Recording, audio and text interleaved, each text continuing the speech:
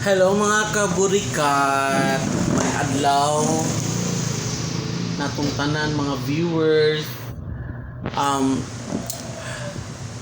Kuyaw no kanang kuyaw to ba katabi taong issue bitaw sa kapitan sa Digos. Hadlok kayo to no kay kuan ba kanang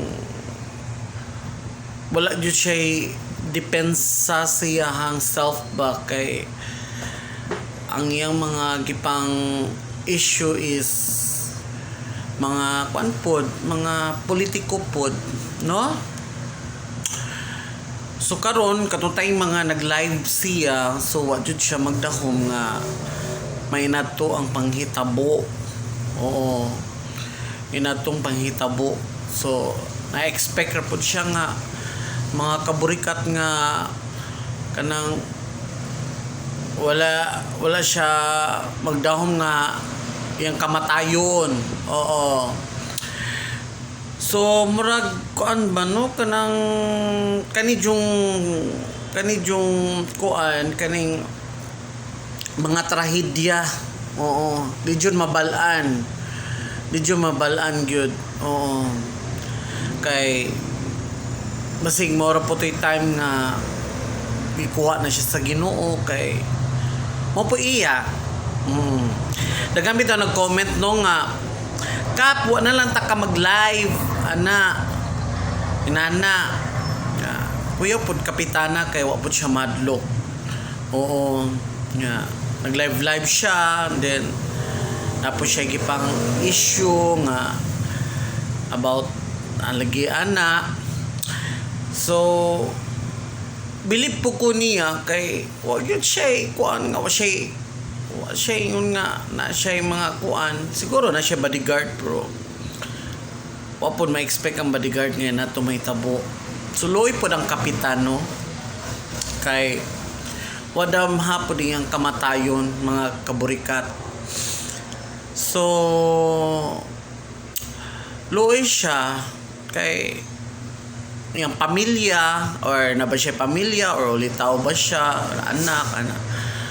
So anak ba kanang sakit sa part sa pamilya na inana panghitabo ni kapitan nga namatay siya on the spot kay gipusil siya sa sa kilid ba to sa wala pa pod may bawi ang mga suspects. So ana makita ni mong video murag kanang ming kuan pa gyud siya hilakaw pa gyud siya gipusil siya hilakaw pa gyud siya nga padung dito sa gate kay mutanaw siguro siya kinsa tong mga kuan pero murag siguro gisakitan na siya mo tong time nga balik na lang gyud siya. O dito na siya tayong mga nalingkod na siya ba. O niya sige siya ingon nga tabang ana. So siguro wala na madala siya sa hospital, dead on arrival na siguro kay daghan na ba putog dugo yang kilid ba mga kaburikat. So muna no lisod kayo no nga magsudsud og mga politiko mga inana. So hadlok jud. Oo, maski pag kapitan nana. So mo na nga dili na lang man jud ta magpahiro-hiro kung nata sa politiko kay wata ka balong naay mo masuko nato nay mudumot nato. So delikado jud atong life mga kaburikat. So kana lang pod mga kaburikat nga naloy lang mong puko sa kapitan kay wa jud siya bout nga inato yang panghitabo. So iharap po ng adlaw. So by the way condolence sa pamilya ni kapitan. Oo na yang kamatayon nga wadam ha. Condolence. Oo.